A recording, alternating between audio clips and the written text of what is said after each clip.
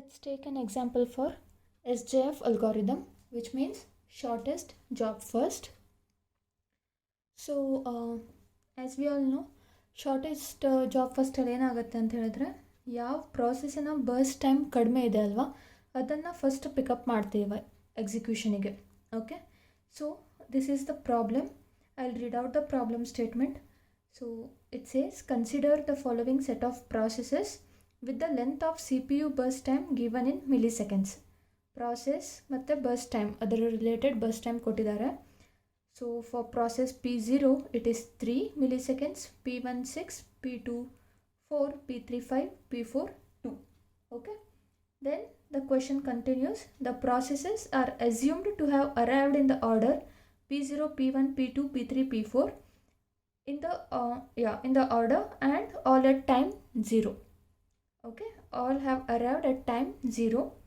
So first we have to draw the Gantt chart for this Sjf, then calculate waiting time and turnaround time for Sjf. Third one is calculate average waiting time and average turnaround time for Sjf. Okay, first we'll draw the Gantt chart. Fine.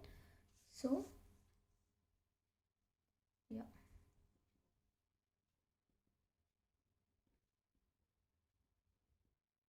okay, so yeah, see here the process ಇಲ್ಲಿ ಕೊಟ್ಟಿದ್ದಾರೆ, burst time ಕೊಟ್ಟಿದ್ದಾರೆ ಅಲ್ವಾ.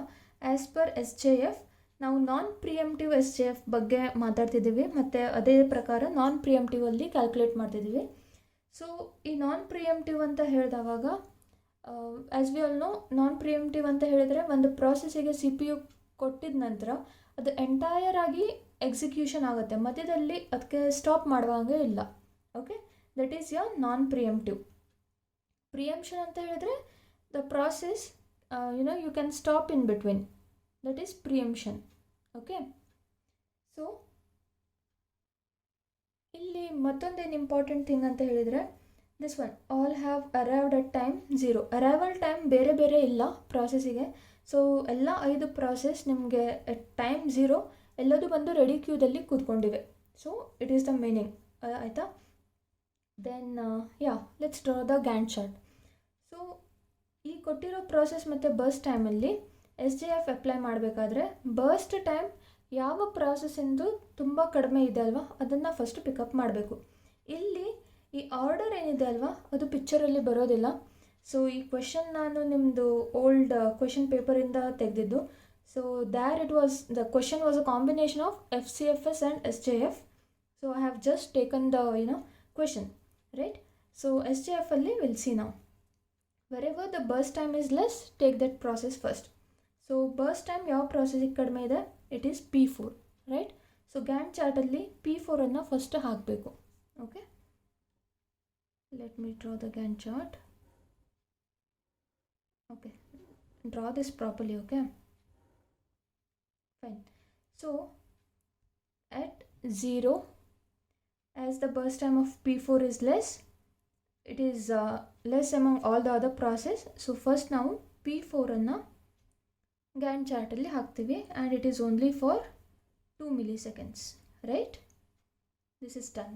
Okay, 0th millisecondiಗೆ P4 ಅನ್ನು pickup ಮಾಡಿ it requires 2 milliseconds. So 2 milliseconds ತನಕ ಅದನ್ನು execute ಮಾಡಿ terminate ಮಾಡ್ತೀವಿ. This is done. ಇವಾಗ P4 ಆಯ್ತಲ್ವಾ. ಈಗ ನೆಕ್ಸ್ಟ್ ಇರೋ ಪ್ರಾಸೆಸ್ಸಲ್ಲಿ ಬರ್ಸ್ಟ್ ಟೈಮ್ ಯಾವುದ್ರದ್ದು ಕಡಿಮೆ ಇದೆ ಅದನ್ನು ಪಿಕಪ್ ಮಾಡಬೇಕು. ಯಾವ್ದು ಕಡಿಮೆ ಇದರಲ್ಲಿ? ಸೊ P0 P0 ಇಂದಲ್ವಾ, the burst time is 3. So ಇದನ್ನು ಪಿಕಪ್ ಮಾಡಬೇಕು. So next is P0. Okay, so ಈ P0 ಅಥವಾ P0ದು ಎಷ್ಟಿದೆ burst time? It is 3, right? It requires 3 milliseconds to complete. So entry ಆಗಿದೆ ಯಾವಾಗ ಅಥವಾ ಅದಕ್ಕೆ CPU ಸಿಕ್ಕಿದೆ ಎಷ್ಟು ಟೈಮಿಗೆ? ಯಾವ ಟೈಮಿಗೆ? 2 millisecondsಗೆ. ಸೊ ನಾವು 2 milliseconds plus 3 milliseconds it is 5 ಅಲ್ವಾ. So up to 5 milliseconds your process P0 would be executing. Right, this is done. ಇವಾಗಿರೋದು P1, P2, P3. ಇದರಲ್ಲಿ ಬರ್ಸ್ಟ್ ಟೈಮ್ ಯಾವ ಪ್ರಾಸೆಸಿಂಗ್ ಚಿಕ್ಕದು? So it is 4, right? So ಇವಾಗ P2ನ pick up ಮಾಡ್ತೀವಿ ನಾವು. Okay, P2 4 millisecondsಗೆ 4 milliseconds ತನಕ ಎಕ್ಸಿಕ್ಯೂಟ್ ಆಗಬೇಕು. ಸೊ ಯಾವಾಗ CPU ಸಿಕ್ಕಿದೆ P2ಗೆ? 5th millisecondiಗೆ. ಸೊ 5 + 4 ವಿಚ್ ಈಸ್ 9, ಕರೆಕ್ಟ್ ಅಲ್ವಾ? ನೆಕ್ಸ್ಟ್ ಏನು, ಯಾವ ಪ್ರಾಸೆಸ್ ಪೆಂಡಿಂಗ್ ಇದೆ? P1 ಮತ್ತು P3. ಇದರಲ್ಲಿ ಬರ್ಸ್ಟ್ ಟೈಮ್ ಚಿಕ್ಕದು ಯಾವುದಕ್ಕಿದೆ? P3ಗೆ. ಸೊ ಇದನ್ನು ಪಿಕಪ್ ಮಾಡಿರಿ. ಸೊ P3 ಎಷ್ಟು ಮಿಲಿಸೆಕೆಂಡಿಗೆ ಎಕ್ಸಿಕ್ಯೂಟ್ ಆಗಬೇಕು? 5 ಮಿಲಿಸೆಕೆಂಡ್ಸ್ ತನಕ ಎಕ್ಸಿಕ್ಯೂಟ್ ಆಗಬೇಕು. ಬಟ್ ಹೇಗೆ? 9th ಮಿಲಿಸೆಕೆಂಡಿಗೆ CPU ಸಿಕ್ಕಿದೆ. So 9 + 5 which is 14, right? Okay, then ಇರೋದು ಯಾವ ಪ್ರೊಸೆಸ್ ಬಾಕಿ? P1, ಅದನ್ನು ಹಾಕ್ರಿ. ಸೊ ಎಷ್ಟು milliseconds? It is 6 milliseconds, right? 14 + 6 it is 20 ಅಲ್ವಾ? ಸೊ ಇದು ಕರೆಕ್ಟ್ ಇದೆಯಾ ಚೆಕ್ ಮಾಡಿರಿ. ಇಲ್ಲಿ 20 ಇದೆ. ಬರ್ಸ್ಟ್ ಟೈಮನ್ನು ಆ್ಯಡಪ್ ಮಾಡಿರಿ. So 6 + 4 is 10, then 5, 15 + 3 and 2 it is 20, right? Burst ಟೈಮನ್ನು ಆ್ಯಡಪ್ ಮಾಡಿದ್ರು 20 ಸಿಗುತ್ತೆ. 20 ಮಿಲಿಸೆಕೆಂಡ್ಸ್. ಇಲ್ಲಿ ಕೂಡ 20 milliseconds. This is the verification, right? ಇಲ್ಲಿ ಗ್ಯಾಂಟ್ ಚಾರ್ಟ್ ನಿಮ್ಮದು ಕರೆಕ್ಟ್ ಇದೆ ಅಂತ, ಆಯಿತಾ? ನೆಕ್ಸ್ಟ್ ಇದನ್ನು ಕಂಪ್ಲೀಟ್ ಮಾಡಿದ್ವಿ ನಾವು. ಗ್ಯಾಂಟ್ ಚಾರ್ಟ್ ಆಗಿದೆ. Next will calculate this one, waiting time and turn around time. Okay, waiting time for all the processes. Okay, waiting time for P1, P2, P3, P4. Oh, I'm sorry, it is P0, P1, P2, P3 and P4, right? Okay, so ಇಲ್ಲಿ Gantt ಚಾರ್ಟಲ್ಲಿ ನೀವು ಬರಿಬೇಕಾದ್ರೆ P4 ಅಂತ first ಬಂದಿದೆ ಅಲ್ವಾ? So ಇಲ್ಲಿ ಅದೇ ಆರ್ಡ್ರಲ್ಲಿ ಬರೆದ್ರು ಅಡ್ಡಿಲ್ಲ, ಅಥವಾ P0 ಹೀಗೆ ಈ ಆರ್ಡ್ರಲ್ಲಿ ಇಲ್ಲಿ ಕೊಟ್ಟಿರೋ ಆರ್ಡ್ರಲ್ಲಿ ಬರೆದ್ರೂ ಪರವಾಗಿಲ್ಲ, ಆಯಿತಾ? So I prefer this order. Gantt ಚಾರ್ಟಲ್ಲಿರೋ ಆರ್ಡ್ರಲ್ಲಿ ಬೇಕಾದರೂ ಬರೀರಿ, ಇಲ್ಲ ಈ ಆರ್ಡ್ರಲ್ಲೂ ಬೇಕಾದರೂ ಬರೀರಿ. So this is for SJF, but FCFSಗೆ ಹಾಗೆ ಆಗೋದಿಲ್ಲ, ಆಯಿತಾ? Okay, what is the waiting time for P0? ಇಲ್ಲಿ ನಾನು ಇವಾಗ ಗ್ಯಾಂಟ್ ಚಾರ್ಟನ್ನು ನೋಡಿಕೊಂಡೆ ಕ್ಯಾಲ್ಕುಲೇಟ್ ಮಾಡ್ತೀನಿ. ಆಮೇಲೆ will take the formula and will cross verify. Fine. So P0ಗೆ ವೇಟಿಂಗ್ ಟೈಮ್ ಎಷ್ಟು? ಇಟ್ ಈಸ್ 2 ಅಲ್ವಾ? P1ಗೆ ವೇಟಿಂಗ್ ಟೈಮ್ ಎಷ್ಟು? P1 ಇಲ್ಲಿದೆ ಅಲ್ವಾ? ಎಕ್ಸಿಕ್ಯೂಟ್ ಅದಕ್ಕೆ CPU ಯಾವಾಗ ಸಿಕ್ಕಿದೆ? 14th ಮಿಲಿಸೆಕೆಂಡಿಗೆ ಸಿಕ್ಕಿದೆ. ಅಂದರೆ ಅದು 14 ಮಿಲಿಸೆಕೆಂಡ್ಸ್ ವೇಟ್ ಮಾಡಿ ಆ ನಂತರ CPU ಸಿಕ್ಕಿದೆ. ಸೊ ದಟ್ಸ್ ವೈ P1ನ ವೇಟಿಂಗ್ ಟೈಮ್ ಇಸ್ 14 ಮಿಲಿಸೆಕೆಂಡ್ಸ್, ಆಯಿತಾ? P2ದು ಎಷ್ಟು waiting time? It is 5 milliseconds. Then P3 it is 9 milliseconds. P4 it is 0 milliseconds, ಆಯಿತಾ? Okay, we have calculated waiting time. Then again one more thing is there in the second question, turn around time ಅಲ್ವಾ? Turn around time for P0, P1, P2, P3, P4, right? So turn around time ಅಂತ ಹೇಳಿದ್ರೆ ಏನು? It is the completion time minus arrival time. ಅಥವಾ ಒಂದು process complete ಆಗಬೇಕು ಅಂತ ಹೇಳಿದರೆ ಅದಕ್ಕೆ ಎಷ್ಟು ಟೈಮ್ ಬೇಕಾಯಿತು ಅನ್ನೋದು ಟರ್ನ್ ಅರೌಂಡ್ ಟೈಮ್, ಆಯಿತಾ? ಸೊ P0ಗೆ ಅಥವಾ P0 ಪ್ರಾಸೆಸ್ಸಿಗೆ ಎಷ್ಟು ಟೈಮ್ ಬೇಕಾಯಿತು ಕಂಪ್ಲೀಟ್ ಆಗಲಿಕ್ಕೆ ಪ್ರಾಸೆಸ್? ಇಲ್ಲಿದೆ, ಇಲ್ಲಿಗೆ ಕಂಪ್ಲೀಟ್ ಆಯ್ತಲ್ವಾ? So it is 5 milliseconds. Then P1ಗೆ ಎಷ್ಟು ಬೇಕಾಯಿತು? It required 20 milliseconds to complete its execution. P2ಗೆ ಇಟ್ ಈಸ್ 9 ಮಿಲಿಸೆಕೆಂಡ್ಸ್. P3ಗೆ 14 ಮಿಲಿಸೆಕೆಂಡ್ಸ್, ರೈಟ್? ಸೊ P4ಗೆ ಎಷ್ಟು? 2 milliseconds, right? This is the second one. Turn around time ಮತ್ತು ವೇಟಿಂಗ್ ಟೈಮ್ ಕ್ಯಾಲ್ಕುಲೇಟ್ ಆಯಿತು ನಮ್ಮದು. ಸೊ ನೆಕ್ಸ್ಟ್ ಏನು? You have to calculate the average ಅಲ್ವಾ? So write here, average waiting time is equal to ಇದನ್ನೆಲ್ಲ some up ಮಾಡಿ divided by total number of processes ಅಲ್ವಾ? So 2 + 14 + 5 + 9 + 0 whole divided by 5. It would come like 30 divided by 5, which is 6 milliseconds. Okay, then again you have to calculate the average turnaround time.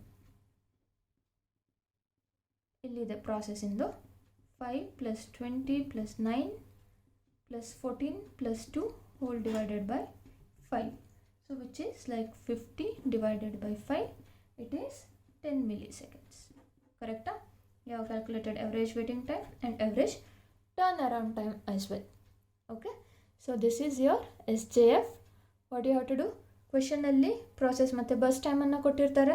ಅದರಲ್ಲಿ ಯಾವುದಕ್ಕೆ bus time ಕಡಿಮೆ ಇದೆ ಅಲ್ವಾ ಅದನ್ನು choose ಮಾಡಿ ನೀವು Gantt ಚಾರ್ಟನ್ನು ಹಾಕಬೇಕು. ವೇಟಿಂಗ್ ಟೈಮ್ ಮತ್ತು ಟರ್ನ್ ಅರೌಂಡ್ ಟೈಮನ್ನು ಕ್ಯಾಲ್ಕುಲೇಟ್ ಮಾಡಿ ಅದರದ್ದು average waiting time and average turnaround ಟೈಮನ್ನು ಕ್ಯಾಲ್ಕುಲೇಟ್ ಮಾಡಬೇಕು. ಆ್ಯಂಡ್ ಒನ್ ಮೋರ್ ಥಿಂಗ್, ನಿಮಗೆ ಎಕ್ಸಾಮ್ಸಲ್ಲೆಲ್ಲ ಕ್ವೆಶನ್ ಹೇಗೆ ಬರುತ್ತೆ ಅಂದರೆ ಯೂಶ್ವಲಿ ಇದು 10 ಮಾರ್ಕ್ಸಿಗೆ ಕೇಳ್ತಾರೆ ಆಯಿತಾ. ಸೊ ಇಲ್ಲಿ ಹೇಗಿರುತ್ತೆ ಅಂದರೆ ಪ್ರಾಸೆಸ್ ಮತ್ತು ಬಸ್ ಟೈಮ್ ಕೊಟ್ಟು ಕ್ವೆಶನ್ ಹೇಗಿರುತ್ತೆ ಅಂದರೆ draw Gantt chart for FCFS algorithm and SJF algorithm ಅಂತ ಹೇಳ್ತಾರೆ. ಆಮೇಲೆ calculate the waiting time, turn around time, average waiting time, average turn around time for both FCFS and SJF algorithm ಅಂತ ಹೇಳ್ತಾರೆ. So basically 2 ಅಲ್ಗಾರಿದಮನ್ನು ಒಂದೇ ಕ್ವೆಶನಲ್ಲಿ ಕೊಟ್ಟಿರ್ತಾರೆ. So it is 5 each, that means 10 marks.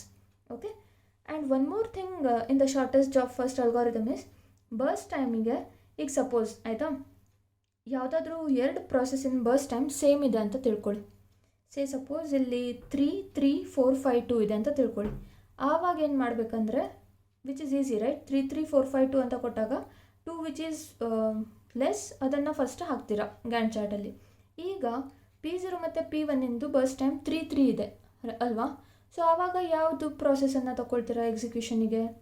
So ಯಾವಾಗ ನಿಮ್ಮದು SJF ಅಲ್ಗಾರಿದಮಲ್ಲಿ bus time same ಇರೋದು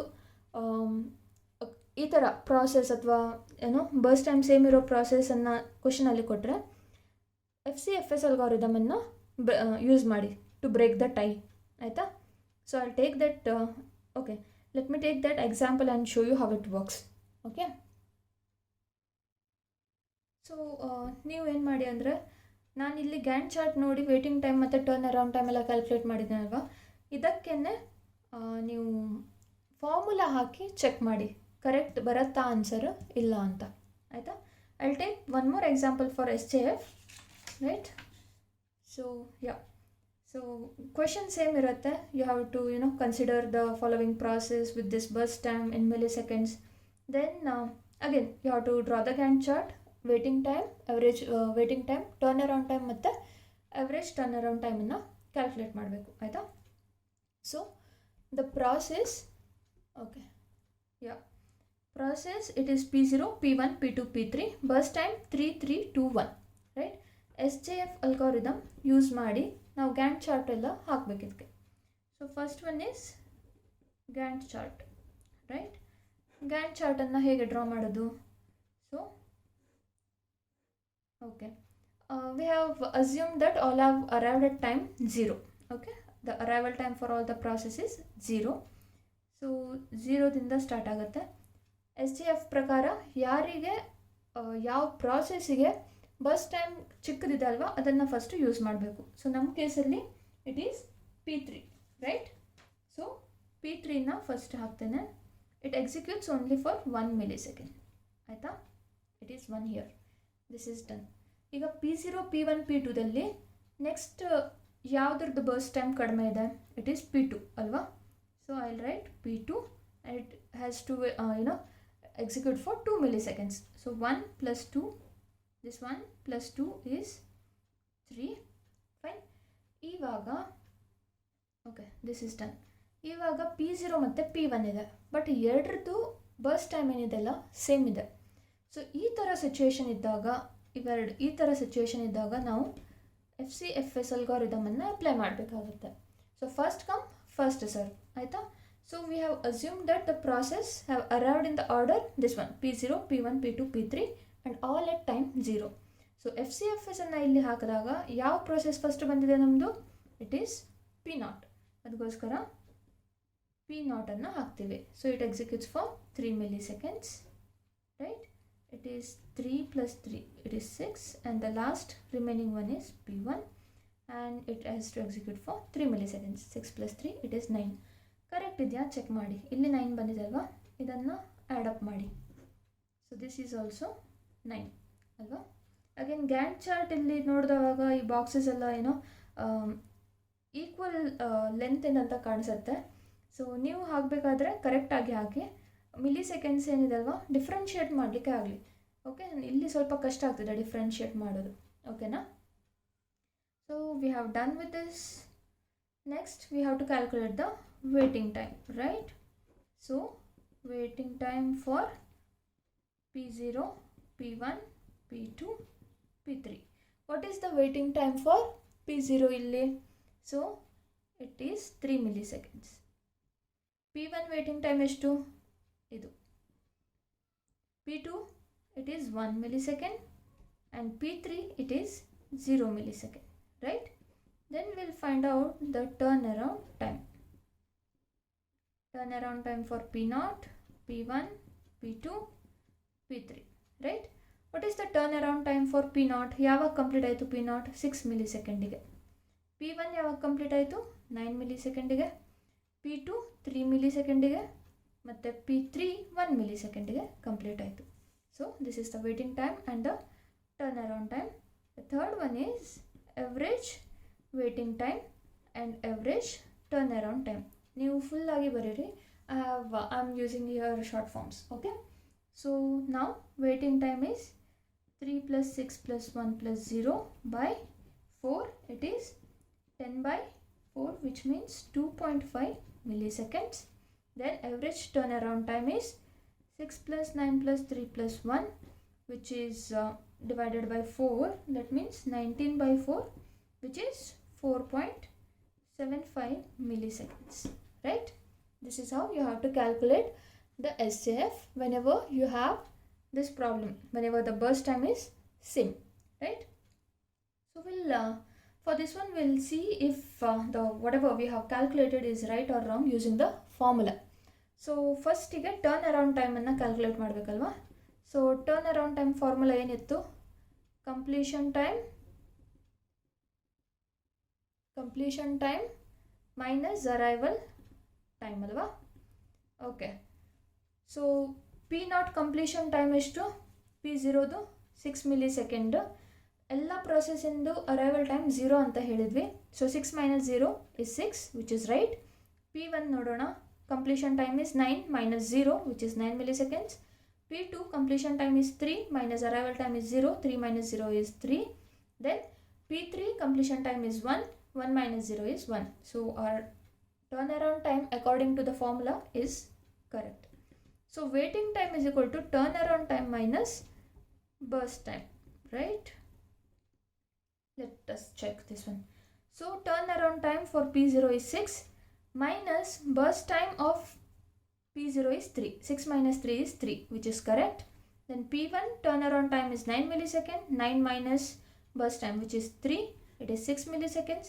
Then P2 turnaround time is 3 minus, P2, that is the turnaround time is 3 milliseconds minus the burst time 2. 3 minus 2 is 1 milliseconds, which is right. Then P3 turnaround time is 1 and the burst time is 1. 1 minus 1 is 0. That means this is correct, right? I'll give you the homework in Canvas, okay?